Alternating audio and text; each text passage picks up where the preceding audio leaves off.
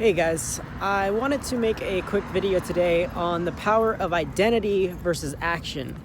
And one of the things about identity versus action is that a lot of times when we are trying to do something, if we're trying to instill like a new habit in ourselves and we're trying to take some sort of action that is not really in our, typical day-to-day, right? Something that we're not used to doing, something that we want to pick up, something that we want to instill in ourselves that we haven't been doing. It's very difficult for us to detach ourselves from that old identity.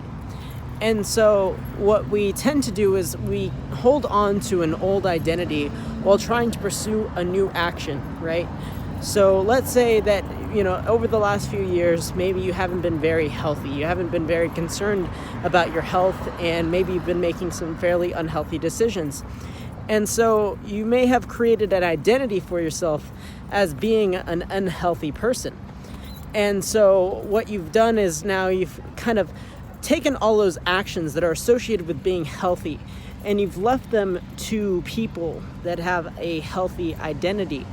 And so what happens when you begin to try to take on these new actions that could be perceived as healthy is that you begin to really find this disconnect between who you believe yourself to be and the actions that you are deciding to take. Now, your identity, as I've discussed previously, is more like a mask. It's a role that you can play. You don't have a true identity. You are always changing. You're always someone different at every single moment. And so what can be useful is to now take on the identity of the healthy person. So instead of trying to tell yourself that you're going to take some sort of healthy action, instead of saying, oh, I'm going to go drink water and, not eat sugar and try to eat more, vegetables, instead of doing all that, just tell yourself that you are a healthy person. And as you begin to believe that you are a healthy person, your actions will change to match that new identity.